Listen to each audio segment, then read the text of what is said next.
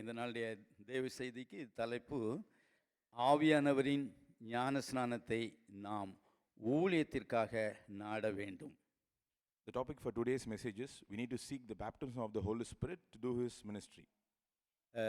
போன இரவில் இந்த பெந்தைகோஸ்தே தியானத்தில் சகோதரன் ஒரு காரியத்தை சொன்னார். தயவு செய்து எல்லாரும் 1 மணி நேரமாவது ஜபித்துவிட்டு வாருங்கள், தேவன் ஒரு பெரிய அற்புதத்தை செய்வார் என்று சொன்னார். அநேகர் அதை கேட்டு கீழ்ப்படிந்து செய்திருப்பீர்கள் என்று நான் நம்புகிறேன். நான் உணர்ந்தேன், இந்த ஆலயத்துக்கு வந்தவுடனேயே தேவன பிரசன்னத்தையும் அவர் தொடுகிறதையும் அவர் சுகமாக்குறதையும் நான் உணர்ந்தேன். In yesterday's meditation, brother said that everybody should pray one hour and come to today's service, and brother felt the presence of God right there when he entered the hall. 2 ஞாயிற்றுக்கிழமைகளில் தேவன் கொடுத்த அபிஷேகத்தை கொடுத்து நாம் இந்த நாளில் தியானிக்க போகிறோம். We are going to talk about 2 baptism this Sunday. முதலாவதாக பெந்தைகோசு ஞாயிறு அன்று பெற்றுக்கொண்ட அபிஷேகம். First, the baptism that was received on the day of Pentecost. அடுத்தது முதல் உயிர்த்தெழுந்த நாளின் ஞாயிற்றுக்கிழமை பெற்றுக்கொண்ட ஆவியானவர். First, the Holy Spirit that the people received on the resurrection day. ரெண்டாவது பெந்தைகோசு ஞாயிறு அன்று பெற்றுக்கொண்ட பரிசுத்த ஆவியானவருடைய ஞான ஸ்நானம். Secondly, the Holy Spirit baptism the people received on the day of Pentecost. முதலாவது அந்த உயிர்த்தெழுந்த நாள் ஞாயிற்றுக்கிழமை பெற்றுக்கொண்ட ஆவியானவரை கொடுத்து நாம் யோவான் எழுதின சுவிசேஷம் 20ஆம் அதிகாரம் 19 22 வசனம் வரையில் உள்ள பாகத்தில் படிக்கிறோம். We read about the Holy Spirit baptism that the people received on the resurrection day in John 20, chapter 20. அந்த பாகத்தில் சொல்லப்பட்டிருக்கிறது, அந்த உயிர்த்தெழுந்த நாளின் மாலை வேளையில் பூட்டப்பட்ட அறைகளுக்குள்ளே பயத்தோடு சீஷர்கள் அங்கே இருப்பதை அங்கே பார்க்கலாம். We read in the scripture that on the day of resurrection, the disciples were closed themselves into a room, and they were in fear, and they just closed the door and they were staying inside. இயேசு கிறிஸ்து பூட்டிய அறைக்குள் சென்று உங்களுக்கு சமாதானம் என்று சொன்னார். Jesus Christ went into the closed room and said to them, peace be unto you. ஒருவேளை அவர்கள் பயந்து நடுங்கி இருக்கலாம், அல்லது இது யாரோ என்று கூட அவர் சந்தேகித்திருக்கலாம். They could have been trembling with fear, or they would have even doubted who is this person. அவருடைய விசுவாசத்தை அவர்கள் இயேசு கிறிஸ்து உயர்த்தும்படியாக இங்கே வாங்க, இங்கே வந்து என்னுடைய விழாவை பாருங்கள், என்னுடைய கைகளை பாருங்கள் என்று அவருடைய விசுவாசத்தை உயர்த்தும்படியாக தன்னை அவர் காண்பித்தார். To elevate their faith, Jesus showed his palm, the nail-pierced palm, and his side to confirm them that he was Jesus. திரும்பமாக அவர் சொன்னார், உங்களுக்கு சமாதானம் உண்டாவதாக என்று சொன்னார். Again he said to them, peace be with you. அதற்கு பின்பதாக அவர் மேல் ஊதி பரிசுத்த ஆவியை பெற்றுக்கொள்ளுங்கள் என்றார். Before that he breathed on them and said, receive the Holy Spirit. பரிசுத்த ஆவியானவரை அவர்கள் பெற்றுக்கொண்டார்கள். And they received the Holy Spirit. அதே போல நாமும் இந்த காரியங்கள் எல்லாவற்றையும் விசுவாசித்து இந்த இடத்துல வந்திருக்கிறோம். Even we have our faith in Jesus and on all these things, and we have come to this place. ரோமர் 10ஆம் அதிகாரம் 9-10 வசனங்கள் இப்படியாக சொல்கிறது, கர்த்தராகிய இயேசுவை நீ உன் வாயினாலே அறிக்கையிடு, தேவன் அவரை மரித்தோரிலிருந்து எழுப்பினார் என்று உன் இருதயத்திலே விசுவாசித்தால் ரட்சிக்கப்படுவாய். நீதி உண்டாக இருதயத்திலே விசுவாசிக்கப்படும், ரட்சிப்புண்டாக வாயினாலே அறிக்கை பண்ணப்படும். In Romans 10 verses 9 to 10 we read like this, if you declare with your mouth Jesus is Lord and believe in your heart that God raised him from the dead, you will be saved. For it is with your heart that you believe and are justified, and it is with your mouth that you profess your faith and are saved. நான் முழுக்க 100% நான் நம்புகிறேன், இங்கே இருக்கிற எல்லாருமே கர்த்தராகிய இயேசு கிறிஸ்துவை தேவன் மரித்தோரிலிருந்து எழுப்பினார் என்று எல்லாரும் விசுவாசிக்கிறோம். I believe that everybody seated here believe that Jesus Christ is raised from the dead by God. இதை நாம் வாயினால் அறிக்கையும் செய்கிறோம். And we proclaim this with our mouth. அப்படியானால் இந்த வசனத்தின்படி இங்க இருக்கிற எல்லாரும் ரட்சிக்கப்பட்டவர்கள். In that case, we all have been saved by God. அப்போ நாம் ரட்சிக்கப்பட்ட பிள்ளைகள் ஆனால் பிதா நமக்கு தேவனாக இருக்கிறார். If we have been saved, then God is our Father. இயேசு கிறிஸ்து நம்முடைய சொந்த இரட்சகராக இருக்கிறார். Jesus Christ is our Savior. பரிசுத்த ஆவியானவர் நம்மை ஆளுகிறவராக இருக்கிறார். And the Holy Spirit is the indwelling person who is governing us. இந்த பரிசுத்த ஆவியானவர் நமக்குள்ளே இருதயத்தில் நமக்குள்ளாக வந்து வாசம் செய்கிறார். The Holy Spirit is dwelling inside of us. அப்படிதான் கொரிந்தியர் 6ஆம் அதிகாரம் 19ஆம் வசனம் சொல்லுது, உங்கள் சரீரமானது நீங்கள் தேவனால் பெற்றும் உங்களில் தங்கியிருக்கிற பரிசுத்த ஆவியானுடைய ஆலமாய் இருக்கிறீர்கள் என்றும் நீங்கள் உங்களுடையவர்கள் அல்ல என்றும் அறிந்து கொள்ளுங்கள். In 1 Corinthians 6:19 we read that, do you not know that your bodies are the temple of the Holy Spirit who is in you, whom you have received from God? You are not your own. நாம் ரட்சிக்கப்பட்ட உடனேயே நாம் நமக்கு சொந்தமானவர்கள் அல்ல. When we have been saved, we no longer belong to us. We are not our own. நாம் பரிசுத்த ஆவியானவருடைய ஆலயமாக மாறி விடுகிறோம். We immediately become the temple of the Holy Spirit. இந்த பரிசுத்த ஆவியானவர் இந்த நம்முடைய இதயத்துக்குள்ளே வந்து நம்மை ஆளும்போது அவர் என்ன செய்வார்? What will happen if the Holy Spirit comes into us and governs us?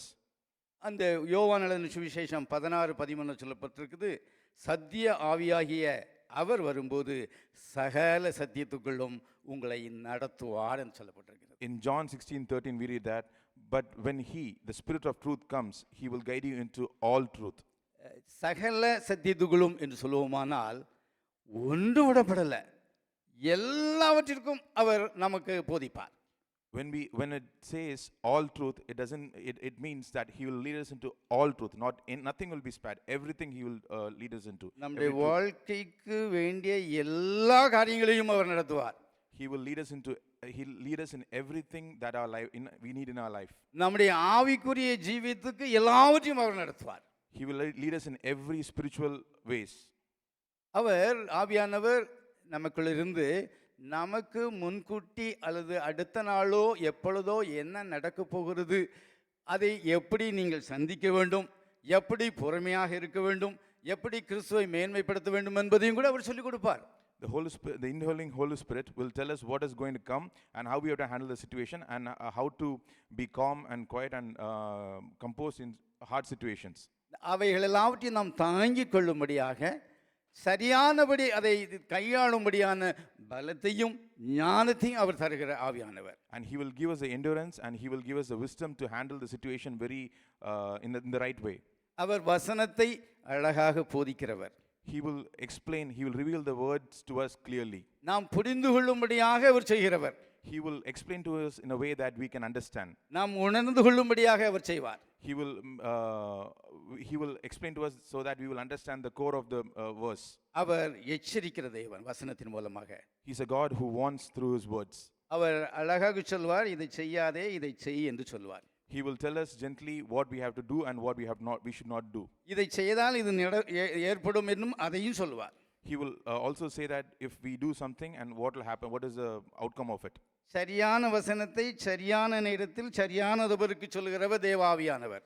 The Holy Spirit is a person who will tell the right words in the right time to the right person.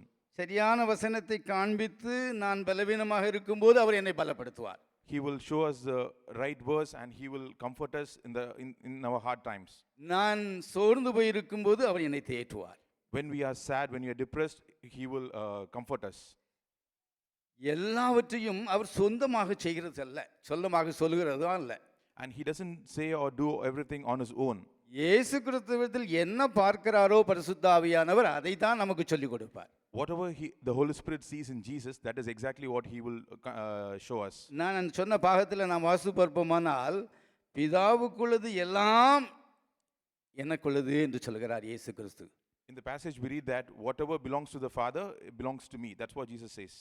அதிலிருந்து அவர் நமக்கு தருகிறார். பிதாவுக்கு எல்லாம் குமாரனுக்கு சொந்தமானது, குமாரனிலிருந்து அவருக்குள்ளது எல்லாவற்றையும் பரிசுத்த ஆவியானவர் நமக்கு ஒவ்வொன்றையும் தருகிறார். Whatever belongs to the Son, the Holy Spirit gives to us. Gives to us. வல்லமையை நமக்கு தருகிறார். He gives us the strength. இயேசு கிறிஸ்துவில் இருந்த பராக்கிரமத்தை நமக்கு அவர் தருகிறார். He gives the mighty power from Jesus. அவருடைய அதிகாரத்தை நம்மை தருகிறார். He gives the authority that was in Jesus Christ. அவருடைய அன்பையும் நமக்கு தருகிறார். He gives the love that was in Jesus Christ. அது மாத்திரல்ல, நாம் கிறிஸ்துவுக்குள் வளரும்படியான எல்லா காரியங்களையும் நமக்கு தருகிறார். Not only that, he gives us everything that we require to grow in Christ Jesus. நாம் ஒவ்வொரு நாளும் கிறிஸ்துவை போல மாறும்படி நம்முடைய குணாதிசயங்களை நமக்குள் வந்திருக்கிற பரிசுத்த ஆவியானவர் நம்ம ஒவ்வொரு நாளும் நம்மை மாற்றிக்கொண்டே இருக்கிறார். The Holy Spirit will transform us and give us the ability to get transformed every day like Jesus. நம்முடைய குணங்கள் மாறி இருக்குமானால் அது பரிசுத்த ஆவியானவர் நமக்குள்ளாக இருந்து கிரியை செய்து நம்மை மாற்றியிருக்கிறார். If our characters have changed, that is the Holy Spirit that is working through us and changing our characters. இந்த பரிசுத்த ஆவியானவர் நமக்குள்ளாக இருந்து நாம் முன்னால் தியானித்தது போல நல்ல திராட்சை செடியாகிய அந்த கிறிஸ்துவில் நிலைத்திருக்கும்படியாக நமக்கு செய்கிறார். As we have seen this passage before, the Holy Spirit helps us to be in the help us to be connected to the vine and bear fruit. இந்த நல்ல திராட்சை செடியாகிய இயேசு கிறிஸ்துவில் இணைந்திருக்கிற கொடிக்கு இந்த இந்த எப்போ அது நிலைத்திருக்குமானால் இந்த கிறிஸ்துவுக்குள் இருக்கிற எல்லார சாராம்சங்களும் எல்லா விதமான சத்துக்களும் எல்லாம் அந்த கிளைக்கு போகும்போது மாத்திரம்தான் அந்த கிளை அந்த நல்ல திராட்சை செடியாக இயேசு கிறிஸ்துவில் நிலைத்திருக்கும். We the branches, when we are fully connected to the vine, and when the sap flows through into the branches, that is only when they can bear good fruit. இவ்வளவு அருமையாக நமக்கு உதவி செய்து நம்மை கிறிஸ்துவோடு இணைத்து அவர்கள் நிலைத்திருக்கும்படியாக மிகுந்த கனிகளாக கொடுக்கிற பரிசுத்த ஆவியானவர் நம்முடைய இருதயத்துக்குள் இருந்தபோதும் even though the Holy Spirit is there to give the sap into the branches and to be getting all the support and nutrients from the vine and to bear fruit, even though Holy Spirit is helping us, நாம் இணைந்திருப்பதும் நிலைத்திருப்பதும் நம்முடைய கைகளில் தான் இருக்கிறது. The decision to be with the vine or not to be with the vine is in our hands. எப்படி என்று நம்ம கேட்டுமானால், இந்த இணைந்திருக்க வேண்டுமானால் நிலைத்திருக்க வேண்டுமானால் பரிசுத்த ஆவியானவர் அதுக்குள்ளாக இருக்கிற இந்த சத்தை உரிந்து கிளைகளுக்கு கொடுக்கும் போது மாத்திரம்தான் அந்த கிளை அதில் இணைந்திருக்க முடியும், நிலைத்திருக்க முடியும். If the branches can only be connected to the vine, only when the Holy Spirit gets the nutrients from the vine and gives to the branches. பரிசுத்த ஆவியானவர் கொடுக்கிறதை, கேட்கிறதை, சொல்லுகிறதை நான் கேட்க அசட்டை பண்ணினால் அவரை நான் அவிழ்த்து போடுகிறேன் என்று பார்க்கிறோம். If we ignore what the Holy Spirit is telling to us, we will it is like quenching the Holy Spirit. அவர் சொல்லுகிற காரியத்துக்கு ஏர்மாறாக சொல்லுவோமானால் அவரை நாம் துக்கப்படுத்துகிறோம். If we don't obey what the Holy Spirit says, and when we are contradicting to whatever the Holy Spirit says, we are grieving the Holy Spirit. அவரை அவிழ்த்து போடும் போதும் அவரை துக்கப்படுத்தும் போதும் அவர் ஒன்றும் செய்ய மாட்டார். When we quench the Holy Spirit and when we grieve the Holy Spirit, he will not act in our life. மென்மையானவர். He is a very gentle God. புறாவை போன்றவர். He is like a dove. ஒரு நாளும் கழுத்தை பிடித்து இப்படி உறிஞ்சி சாப்பிட வேண்டும் என்று சொல்லுவதே இல்லை. He will never force us to get the sap from the vine. இயேசு கிறிஸ்து நமக்கு முழு சுதந்திரத்தையும் கொடுத்திருக்கிறார். நாம் நன்மையும் தெரிந்து கொள்ளலாம், தீமையும் தெரிந்து கொள்ளலாம். Jesus Christ has given us the full freedom. We can choose what is right or we can choose what is evil. நன்மையான காரியங்களை நமக்கு முன்பதாக வைத்திருக்கிறார். He has kept good things in front of us. இயேசு கிறிஸ்துவின் சுபாவத்தை நமக்கு சொல்லி தருகிறார். He is also revealing he is also teaching us the characteristics of Jesus Christ. கீழ்ப்படியும்படியாக எல்லா விதமான உபகரணங்களையும் செய்கிறார். He is helping us in every way that we can obey what Jesus Christ says. கிறிஸ்துவுக்குள் வளரும்படியாக, கனி கொடுக்கும்படியாக அவர் சகலத்தையும் செய்கிறார். He is helping us in every way possible that we can bear fruit in Christ. வேத வசனம் சொல்லுது, ஒருவன் கிறிஸ்துவுக்குள் இருந்தால் புதிய சிருஷ்டியாக இருக்கிறான். We read in the Bible that when a person is in Christ, he is a new creature.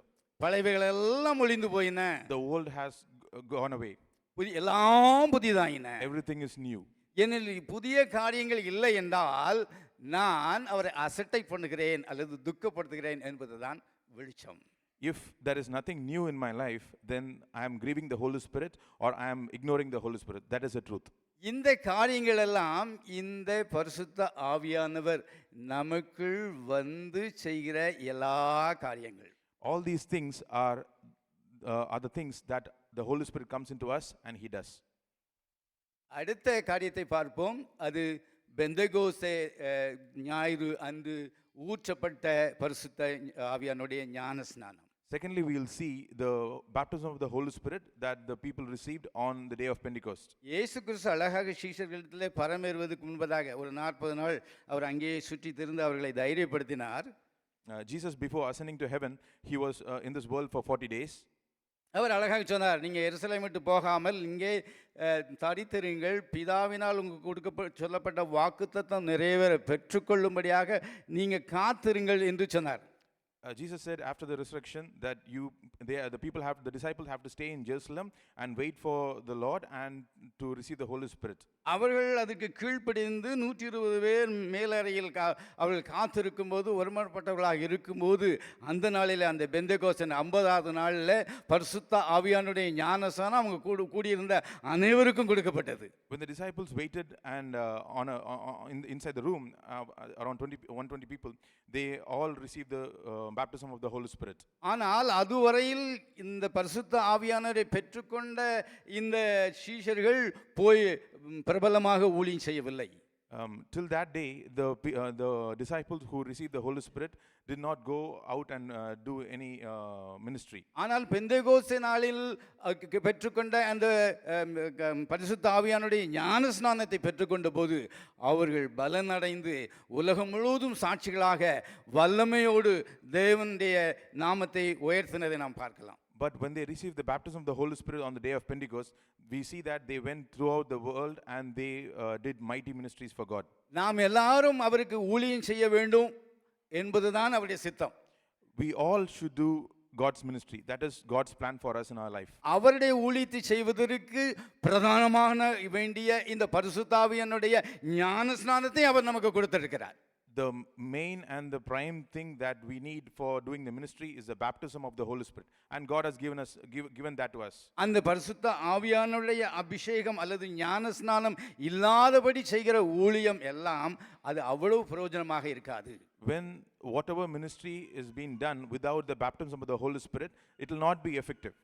அதற்காகவே இந்த பரிசுத்த ஆவியானுடைய ஞான ஸ்நானம் நமக்கு கொடுக்கப்பட்டிருக்கிறது. That is the exact reason why we are given the baptism of the Holy Spirit. என்னை கேட்டுக்கொண்டிருக்கிற அத்தனை பேருக்கும் நான் நம்புகிறேன் ஊழியம் செய்ய வேண்டும், தேவனை பற்றி சொல்ல வேண்டும் என்கிற ஆவல் இருக்கிறது. I believe that everybody listening here want to do something for God, want to do ministries for God.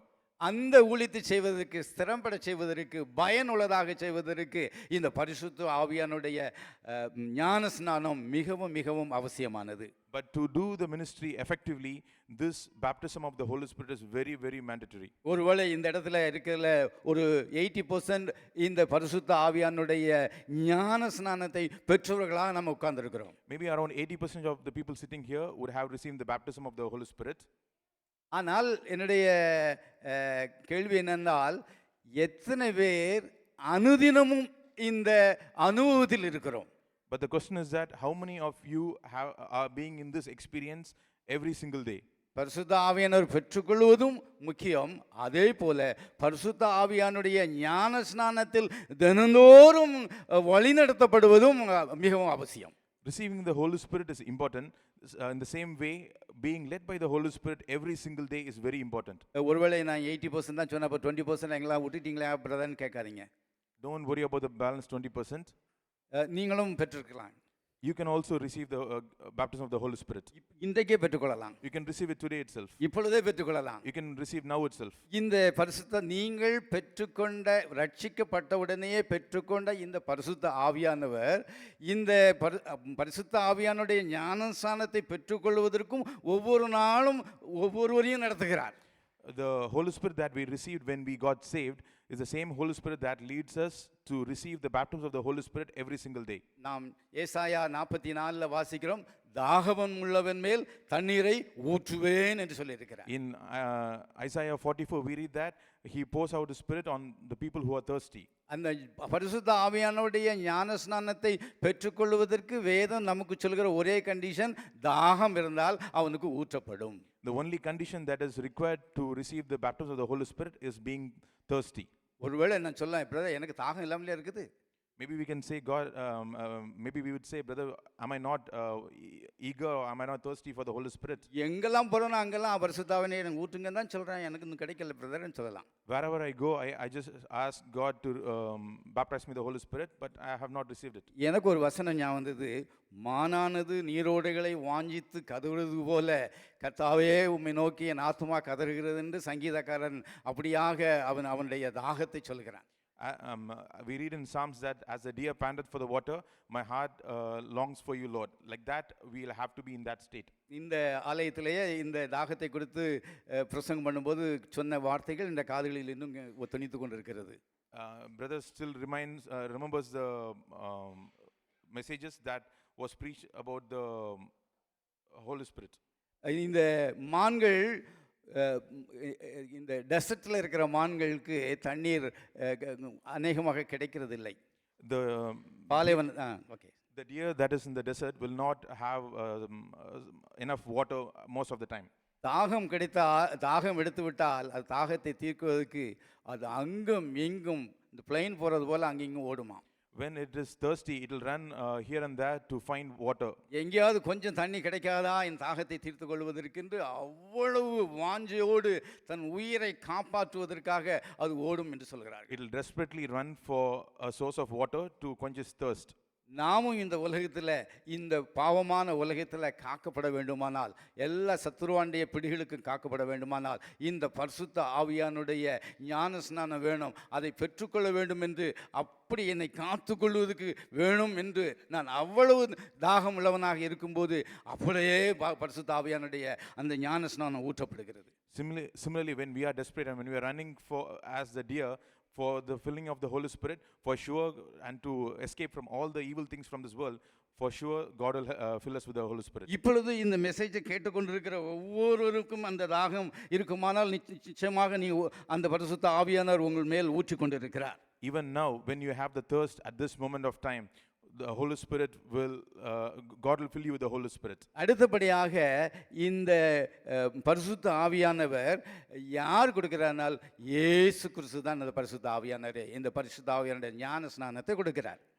If we see who is giving this baptism of the Holy Spirit, we see that Jesus Christ is the person who gives the baptism of the Holy Spirit. மத்தேயு எழுதின சுவிசேஷம் 3:11-12 எப்படியாக சொல்லுகிறது, அந்த பாகம் முழுவதுமாக, நான் பாவ மன்னிப்புக்கென்று உங்களுக்கு தண்ணினால் ஞானஸ்நானம் கொடுக்கிறேன், ஆனால் கிறிஸ்து வரும்போது அவர் உங்களை அக்கினினாலும் பரிசுத்த ஆவியினாலும் ஞானஸ்நானம் கொடுப்பார் என்று சொல்லியிருக்கிறார். In Matthew 3, we read that I baptize you with water for repentance, but when the Holy Spirit comes, he will baptize you with, but he will, sorry, I will baptize you with water for repentance, but after me comes one who is more powerful than I. He will baptize you with Holy Spirit and fire. இந்த பரிசுத்த ஆவியானவரை கொடுக்கிற இயேசு கிறிஸ்துவை நாம் நாடினால், விசுவாசித்தால், கேட்டால் இப்பொழுதே அது ஊற்றப்படும். This Jesus Christ, what we read here, when we ask him, for sure he will fill us now itself. அடுத்த காரியம், இயேசு கிறிஸ்து நமக்கு இந்த பரிசுத்த ஆவியானுடைய அபிஷேகத்தை கொடுப்பதற்கு, இந்த ஆவியானவரை பெற்றுக்கொள்வதற்கு அடுத்த காரியம் கொடுப்பது, நான் என்னை விட்டு கொடுப்பது. The second thing is that we have to yield to the Holy Spirit for him to fill us. தாகம் இருக்கிறது, இயேசு கிறிஸ்துவை நாடிவிட்டோம், அவர் ஊற்றிக்கொண்டிருக்கிறார், அதை நான் பெற்றுக்கொள்வதற்கு என்னை விட்டு கொடுக்க வேண்டும். நான் விட்டு கொடுக்காம நான் ரெகுலேஷன் பண்ண கொடுக்கக்கூடாது. ஒரு சகோதரன் வந்து சொன்னார், எல்லாரும் அபிஷேகம் பண்ண, என்னையும் என் கையில் தையல் கையை வச்சுட்டு அவர் அபிஷேகம் பண்ணட்டுமே. அப்படி ஒரு நாள் ஒன்றும் செய்ய மாட்டார். நான் என்னை விட்டு கொடுத்தால் அவர் அவருடைய அபிஷேகத்தால் என்னை ஞான ஸ்நானம் கொடுப்பார். One brother said that let the pastor come and keep his hand on us, on me, and then let the Holy Spirit flow through me. It is not like that. When we yield to the Holy Spirit, that is only when the Holy Spirit can fill us. இப்பொழுது விட்டு கொடுத்து கொண்டிருக்கிற ஒவ்வொரு மேலையும் அந்த இயேசு கிறிஸ்து பரிசுத்த ஆவியானுடைய ஞான ஸ்நானத்தை ஊற்றி கொண்டிருக்கிறார். Now whoever is yielding the Holy Spirit is filling them now. அடுத்த காரியமாக அதை விசுவாசிக்க வேண்டும்.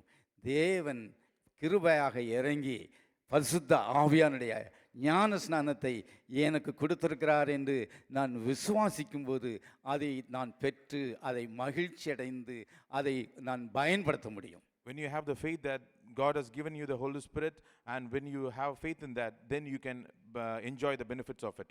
யோவான் எழுதின சுவிசேஷம் 7:38 சொல்லப்பட்டிருக்கிறது, வேத வாக்கியங்கள் சொல்லுகிறபடி என்னிடத்தில் விசுவாசமாய் இருக்கிறவன் எவனோ அவன் உள்ளத்திலிருந்து ஜீவ தண்ணீருள்ள நதிகள் புறப்பட்டு ஓடும் என்று சொல்லப்பட்டிருக்கிறது. In John 7:38 we read that whoever believes in me, as scripture has said, rivers of living water will flow from within them. விசுவாசம் இருந்தால் அந்த ஜீவ நதி புறப்பட்டு ஓடும். When you have faith, this rivers of living water will flow from you. இயேசு கிறிஸ்து மேல் விசுவாசம் இருந்தால், அவர்தான் இதை கொடுக்கிறார் என்ற விசுவாசம் இருந்தால், அவருடைய வாக்குத்தத்தங்கள் எல்லாம் ஆமென்றும் ஆமேன் என்றும் இருக்கிறது. அது பிதாவினால் வாக்குத்தத்தம் பண்ணப்பட்டது என்று சொல்லி போனார். அதை கொடுக்கிறார் என்று விசுவாசித்தால் அவனுடைய உள்ளத்திலிருந்து ஜீவ தண்ணீருள்ள நதிகள் புறப்பட்டு ஓடும். When you believe that this Holy Spirit, Jesus Christ is giving this Holy Spirit, and His words are yes and amen, then when you put your trust on Him, for sure you will be filled with the Holy Spirit. ஜீவ நதிகள் என்று சொல்லும்போது ஒருவேளை எங்களுக்கெல்லாம் அதிகமாக தெரியாது, ஏன்னா நாங்கள் கிராமத்தில் வந்திருக்கோம், எங்கள் ஊரில் ஒரு நதியும் ஓடலை. In villages there is no rivers. எங்கள் ஊரில் குளம் தான் இருக்குது. In his village there is only pond. கொஞ்சம் தண்ணி வர்றதுக்கு பேர் தான் குளம். When there is a small water body, that is called a pond. அது மழை பெய்தாதான் அந்த குளம் பெருகும். Only when rain comes, that pond will be filled. ஒருவேளை நீங்கள் ஏரி நீட்டு பெரியதாக இருந்தாலும் கூட அதுக்கும் மழையும் வேணும், நதிகளிலிருந்து தண்ணியும் போக வேண்டும். When it's a big lake, for that it needs rain, it needs also water sources. லேக்கை காட்டிலும் அது சொல்லலாம் dam. Those are bigger water bodies like dam. Okay, அவைகள் எல்லாம் ஒரு நாளிலே மழை இல்லைனாலும் காய்ந்து போகும். When there is no rain, all these water bodies will get dry. ஆனால் ஜீவ நதிகளில் ஒரு நாளும் தண்ணீர் வற்றுவதில்லை. But when there is a river, when in the rivers of living waters, there is it will not go dry. அந்த பரிசுத்த ஆவியானவர் கொடுக்கிற ஞான ஸ்நானம் ஒரு நாளும் காய்ந்து போகிறதில்லை. The rivers that flow from us, the Holy Spirit, will never go dry. ஒரு நாளும் குறைந்து போகிறதில்லை. It will never get less. அது ஓடுகிற அனுபவத்தை உள்ளது. It has the characteristics of running. அது என்னுடைய இதயத்திலேயே அது தேங்கி நிற்காது, அது புறப்பட்டு ஓடும். It will not be stagnant in my heart, but it will overflow and it will flow out. அபிஷேகத்தின் அனுபவத்தில் ஒவ்வொரு நாளும் நிரம்பி வழுகிற ஒரு அனுபவம் தான் தேவன் நம்மிடத்தில் எதிர்பார்க்கிறார். God is expecting an experience that will overflow the fullness of the Holy Spirit in our life. எசேக்கியாவில் சொல்வது போட்டால் கணக்கால் அல்ல, முழங்கால் அளவு அல்ல, இடுப்பள அளவில் நீந்துகிற வண்ணமாக முழுகிற வண்ணமாக அந்த விதமான ஒரு அனுபவத்தை தேவன் எதிர்பார்க்கிறார். As we read in Ezekiel, it is not the water level till our ankle, not till our knee, not to our waist, but it's a level that we will swim and we will be out of our control. ஒரு நிமிஷம் எழுந்திருந்து ஒரு சின்ன பாடலை பாடுவோமா? Let us all stand and sing a song. ஊற்றப்பட வேண்டுமே உன்னதத்தின் ஆவி, உயிர்ப்பிக்க வேண்டும் எங்கள் தேவா, முன்மாரியாக எங்கள் பொழிந்திட்ட ஆவியே, பின்மாரியாக எங்கள் பொழிந்திடுமே. ஊற்றப்பட வேண்டுமே உன்னதத்தின் ஆவி, உயிர்ப்பிக்க வேண்டும் எங்கள் தேவா, முன்மாரியாக என்று பொழிந்திட்ட ஆவியே, பின்மாரியாக என்று பொழிந்திடுமே. என்னை அபிஷேகமே என் தலையை நனைக்க, ஆவியால் நிரப்புமே, பாத்திரம் வழிந்தோட, நீச்சலாளம் மூழ்கியே, நேசரன்பில் மகிழ, அக்கினி அபிஷேகம், எந்த நாவல் தித்திடும், ஊற்றப்பட வேண்டுமே உன்னதத்தின் ஆவி, உயிர்ப்பிக்க வேண்டும் எங்கள் தேவா, பின்மாரியாக என்று பொழிந்திட்ட ஆவியை, மீட்பின் மாரியாக இன்று பொழிந்திடுமே. எல்லாரும் உட்காருவோம். இன்னும் ஒரே ஒரு காரியத்தை மாத்திரம் பார்த்துவிட்டு நாம் சென்று விடலாம். அப்போஸ்தலனாகிய பவுல் 13ஆம் அதிகாரம், சரி, அப்போஸ்தலர் நடவடிக்கைகள் 13ஆம் அதிகாரம் 1 முதல் 12 வரை வசனங்களை நாம் வாசித்து பார்ப்போம். ஆனால் அங்கு ஒரு அழகான ஒரு சம்பவம் சொல்லப்பட்டிருக்கிறது.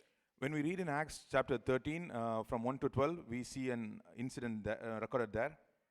அப்போஸ்தலர்கள் யாவரும் உபவாசித்து ஜெபித்து கொண்டிருக்கிறார்கள்.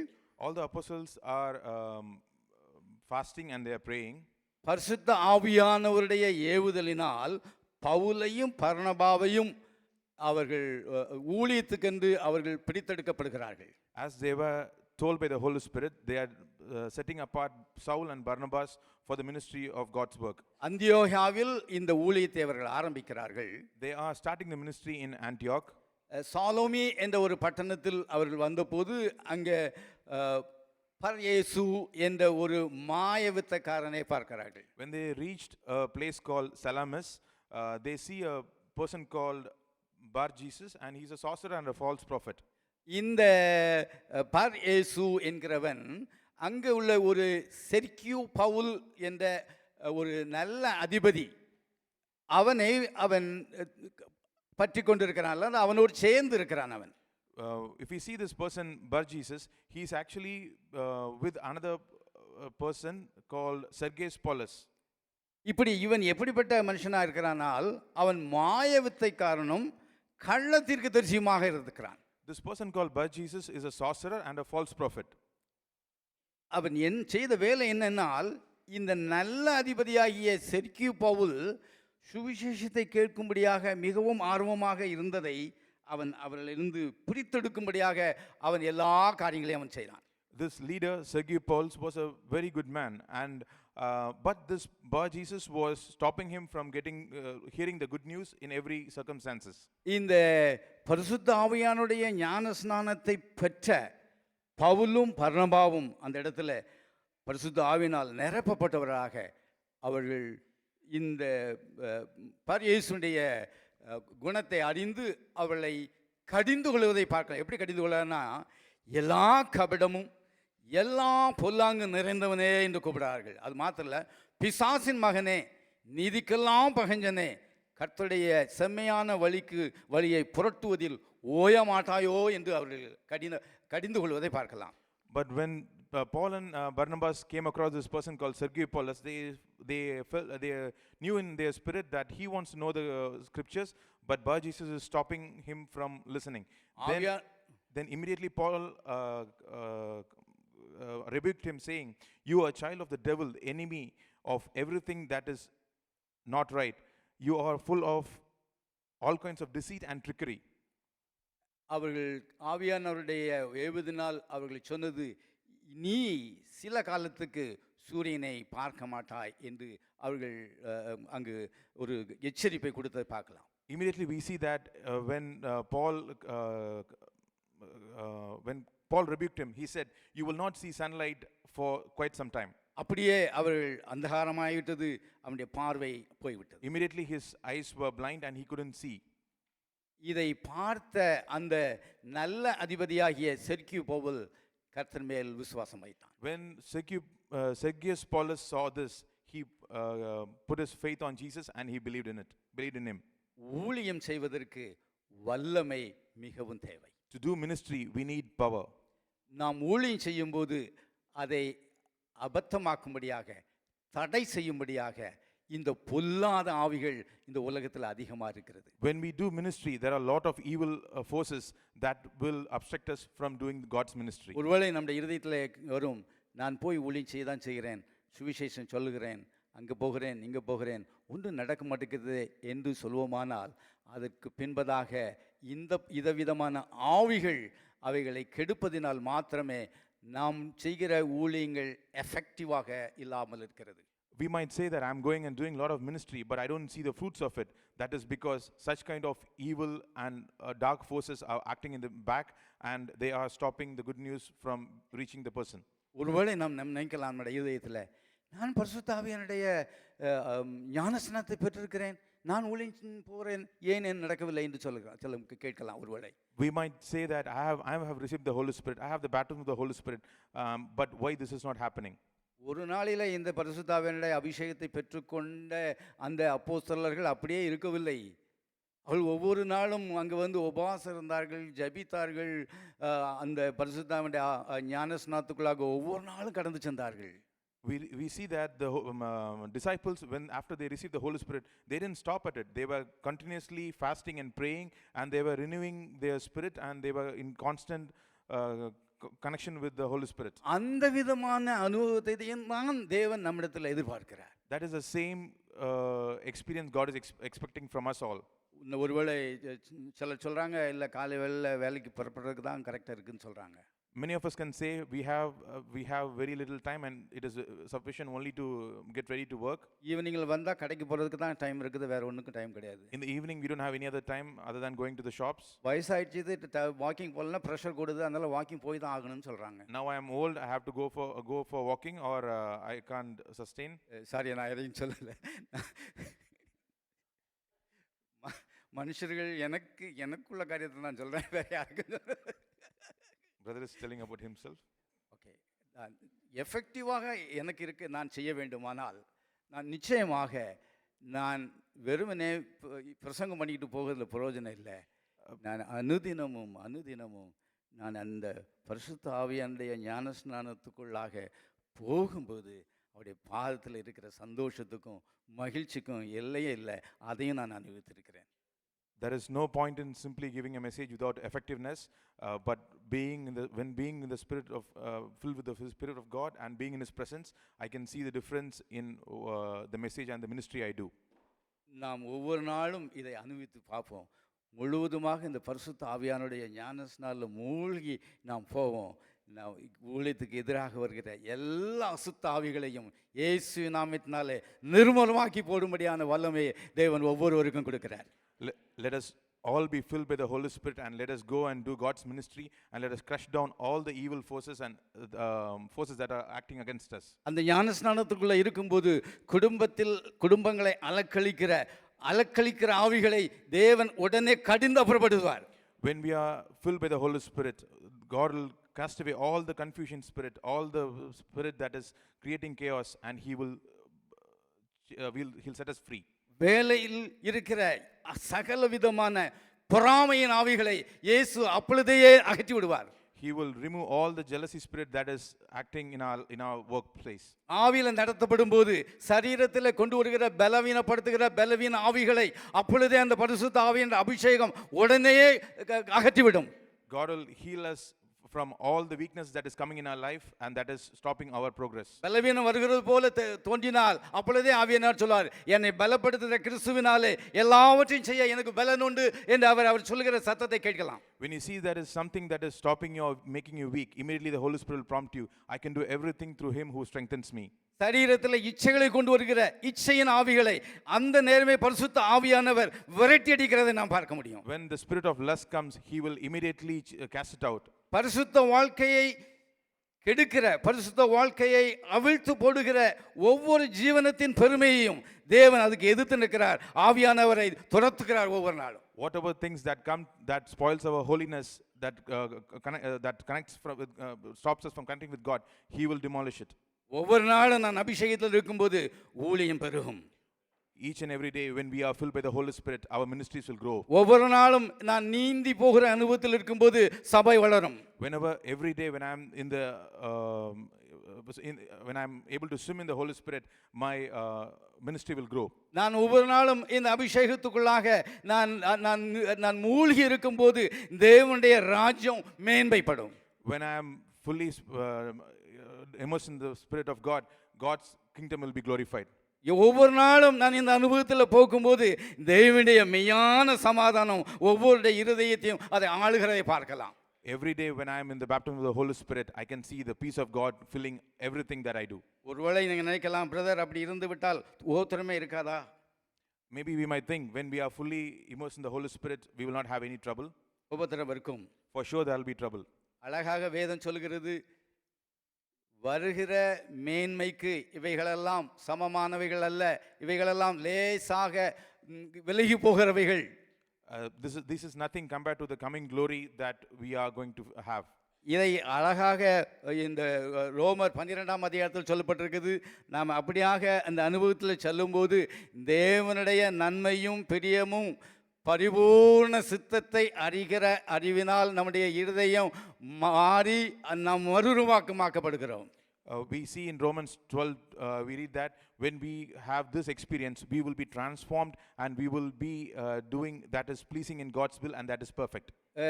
ரோமர் 12:12 பார்ப்போமானால் உபத்திரவத்திலே பொறுமையாயிருங்கள் என்று சொல்லப்பட்டிருக்கிறது. We read in Romans 12:12, you have to be patient in tribulation. ஆவியானவர் நமக்கு இந்த உபத்திரவத்திலே பொறுமையாக இருப்பதற்கு கொடுக்கிற ஆலோசனை 11ஆம் வசனத்தில் வாசிப்போனால் அசதியாயிராமல் ஜாக்கிரதை உள்ளவர்களாயிருங்கள். In Romans 12:11 we read that never be lacking in zeal. ஒருவேளை நாம் நினைக்கலாம், நான் பரிசுத்த ஆவியானவருடைய அபிஷேகத்தை பெற்றிருக்கிறேன், நான் ஞான ஸ்நானத்துக்குள்ள இருக்கிறேன், ஆலயத்துக்கு போகிறேன், எல்லாவற்றையும் செய்கிறேன், பெர்ஃபெக்ட் என்று சொல்லக்கூடும். ஆனால் கொஞ்சம் அசதியாயிருந்தால், ஜாக்கிரதை உள்ளவர்களாக இல்லாமல் இருக்குமானால் பிசாசவன் வஞ்சித்து போடுவான். We might say, I am filled with the Holy Spirit, I am going to church and everything. But when we are not sober, when we are not alert a little bit, then the devil will அதுக்கு தான் சொல்ல ஆவியில் அனல் உள்ளவர்களாயிருங்கள். That is why it is said that be fire in the spirit. இதெல்லாம் இருக்குது. அதனால இந்த ஊழியம் வேண்டாம், இது போயிராங்க. கர்த்தருக்கு ஊழியம் செய்யுங்கள் and serve the Lord. நம்பிக்கையில் சந்தோஷமாயிருங்கள். Be joyful in hope. என்ன நம்பிக்கை? What is the hope? ஒரு நாள்ல தேவன் வரப்போகிறார், நம்ம எல்லாரும் அவரோடு கூட போயிடப்போகிறோம் அவருடைய சமூகத்தில். இந்த உபத்திரங்கள்லாம் லேசாக அந்த நாளில் போய்விடும். அல்லேலூயா. அந்த சந்தோஷம் நம்ம நிறைவாக இருக்குதா? ஏன்னா அவர் அழகாக சொல்லியிருக்கிறார், நானே உன் பரியாரியாக கர்த்தர், நான் உன்னை கீழாக்காமல் மேலாக்குவேன்னு சொல்லியிருக்கிறார், நான் உன்னை வாலாக்காமல் தலையாக்குவேன்னு சொல்லியிருக்கிறார், நான் உன் சந்ததியை ஆசீர்வதிப்பேன் என்று சொல்லியிருக்கிறார், நான் தாகமுள்ளவர் தண்ணீரை ஊற்றுவேன் என்று சொல்லியிருக்கிறார், அவர் வறண்ட நிலத்தை ஆறுகளை ஊற்றுவேன் சொல்லியிருக்கிறார், உன் சன்னதியின் மேல் என் ஆவியையும் உன் சன்னதானத்தின் மேலே என் ஆசீர்வாதத்தையும் ஊற்றுவேன்னு சொல்லியிருக்கிறார். அவைகளினால் அவர்கள் இந்த புல்கள் மத்தியில் அலரி செடிகள், அந்த ஓரமாக இருக்கிற தண்ணீரில் ஓடுற அலரி செடிகளை போல அழகாக வளருவார்களாம். ஒவ்வொருவரும் ஒவ்வொரு குடும்பங்களும் தலை துவங்கும்படியாக, ஊழியத்தில் பெருகும்படியாக, தேவனுடைய சமாதானத்தை அடைந்து கொள்ளும்படியாக, தேவனோடு ஜீவிக்கும்படியான பாக்கியத்தை தேவன் நமக்கு கொடுத்திருக்கிற அந்த நம்பிக்கையில் நாம் சந்தோஷமாக இருக்கும்படியாக தேவன் கட்டளையிட்டிருக்கிறார். The hope is that one day Jesus will come, so all these problems, whatever we have, will be nothing. And He has given us multiple promises that He will lead us, and He is true and faithful, and He will bless us in everything, and He will bless our descendants in everything in our life. கடைசியாக சொல்லுகிறார், ஜெபத்தில் தரித்திருங்கள். And finally He says, be faithful in prayer. நாம் ஜெபத்தில் தரித்திருப்போம், கர்த்தர் மேன்மையான காரியங்களை செய்வார். Let us be faithful in prayer and God will do great and mighty things in our life. பரிசுத்த ஆவியானுடைய ஞான ஸ்நானத்தை ஒவ்வொரு நாளும் அந்த கணுக்கால் அளவில், அந்த முழங்கால் அளவில், இடுப்பு அளவில் நான் நீந்தும் ஆண்டவரே என்று ஒவ்வொரு தேவனுடைய சமாதானத்தில் ஒவ்வொரு நாளும் காலை வேளையில் நாம் அவருக்குள்ளாக மூழ்கி செல்வோம். And let us all ask God, it is not our ankle level or my knee or my waist. Every time I have to swim, I have to immerse myself in your baptism. கர்த்தர் அந்த நாள் முழுக்க நமக்காக யுத்தம் செய்கிறவராக இருக்கிறார். And we will see God will fight for us our battles. எல்லாவற்றிலும் நமக்கு வெற்றி தருகிறவராக இருக்கிறார். And He will give victory in everything. எல்லாவற்றிலும் சுகம் தருகிறவராக இருக்கிறார். And He will heal us from all sicknesses. எல்லாவற்றையும் மேன்மை அடையும்படியாக செய்கிறார். He will keep us the best in everything. அந்த பரிசுத்த ஆவியானுடைய ஞான ஸ்நானத்தை நாம் வாஞ்சித்து பெற்றுக்கொள்வோம். அவருடைய ராஜ்யத்துக்கு மேன்மைக்காக ஓடுவோம், உழைப்போம், உண்மை உள்ளவர்களாக இருப்போம்.